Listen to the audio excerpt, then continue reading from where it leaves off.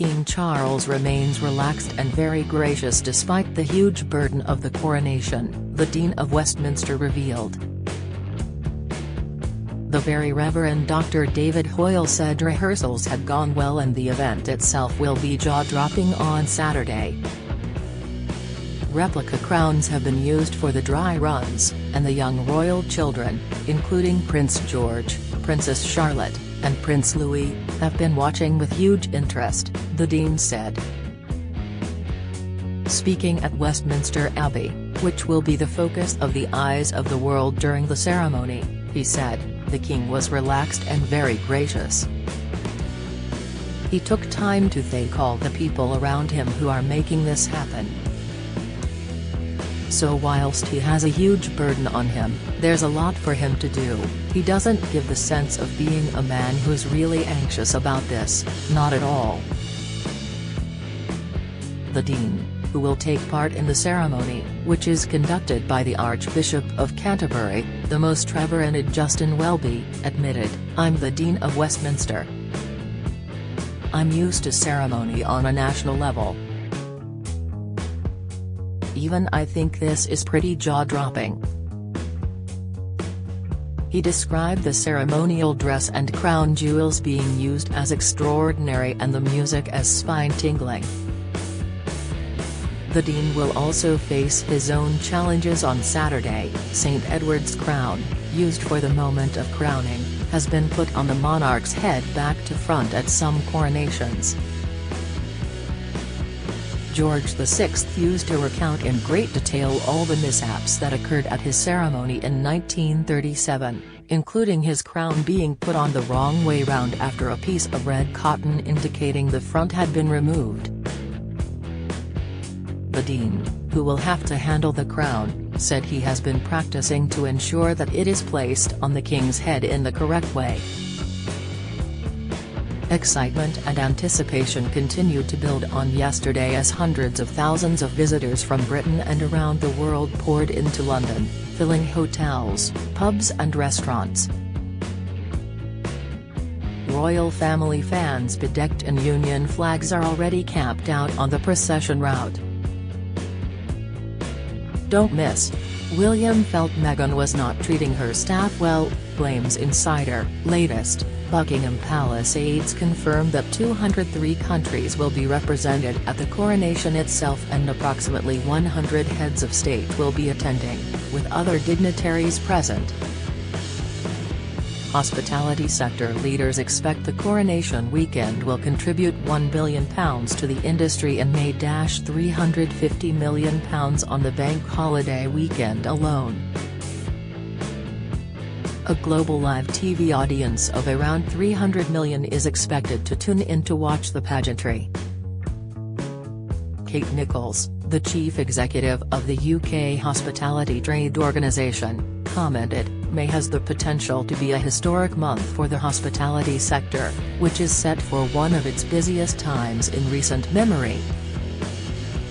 The British public turn out in their droves for big events and we expect the coronation to be no different. We anticipate a huge uplift in sales for the sector. Bank holidays alone are always popular for eating and drinking out and staycations, and this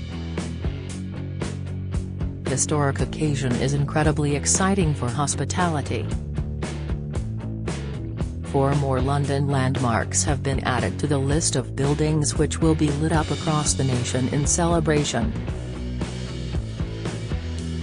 Tower Bridge, London Bridge, Guildhall and Mansion House will be illuminated in red, white and blue to mark the crowning of King Charles and Queen Camilla.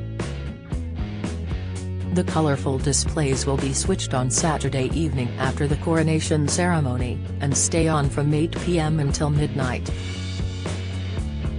The illuminations will be repeated at the same slot on Sunday to coincide with the BBC's Lighting Up the Nation event. Big Ben was earlier announced as another London favourite, which will be picked out with a series of projections of national flowers from all 4 UK home nations, an English rose, a Scottish thistle, a Welsh daffodil and a Northern Irish shamrock. The words of national anthem God Save the King will also appear on the clock tower before the projection culminates with the coronation emblem, the work of Sir Johnny Ive, British designer of the iPhone and iPad and also Chancellor of the Royal College of Art.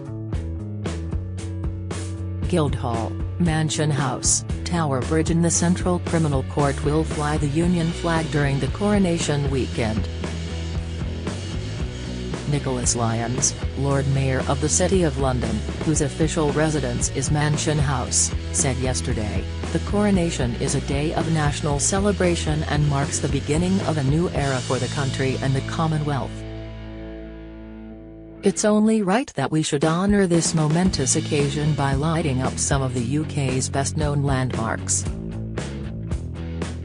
Chris Hayward, the policy chairman of the City of London Corporation, which has its headquarters in the capital's Guildhall, said, "The first coronation of a new monarch in 70 years will be a truly momentous event for our country." He added, "Bathing the city's iconic landmarks in red, white and blue is a highly visible way of celebrating the crowning of our new king and demonstrating the city's long-standing support for, and loyalty to the monarchy." Medals for heroes of the big day. More than 400,000 people including members of the armed forces and emergency services will receive a medal for their coronation efforts, writes Ted Hennessy. "It is a gift from the nation to commemorate the event for those making the big day happen," said the Department for Culture, Media, and Sport. "Everyone actively involved will be recognized, including police, choristers, military personnel and ambulance workers." The medals are made of nickel silver and feature a portrait of the King and Queen on one side and the royal cipher, a laurel wreath and the date of the coronation on the other. Its ribbon is made up of red, white and blue vertical stripes. Culture Secretary Lucy Fraser said, "I'm delighted we can mark their contribution." Living recipients of the George and Victoria Crosses will also be honoured. The first coronation medal was awarded in 1603 with the crowning of King James I. Flowers for the coronation will be incredibly personal to the king. Bright blooms with special connections to the king and queen will fill Westminster Abbey during the coronation, writes Emily Ferguson, royal editor. Shane Connolly, who created the floral arrangements at Charles and Camilla's 2005 wedding, aims to make the flowers incredibly personal to the couple. More than 120 flower varieties will be used, including Lily of the Valley, which featured in Camilla's wedding bouquet, and Hellebore, one of the king's favourites. Mr. Connolly is leading 6 people tasked with filling the church with UK-grown flowers and foliage.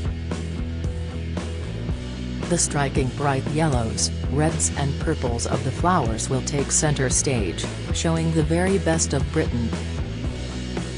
Mr. Connolly said, "Flowers are one of the things that can reflect the real characters of the king and queen. They're simple garden flowers that are British, seasonal, like they might cut themselves from their own gardens." Boughs from the 5 Royal Horticultural Society gardens will adorn the high altar, including branches from both of the Dawick beech trees planted by the late Queen Elizabeth and Prince Philip at RHS Wisley in 1978.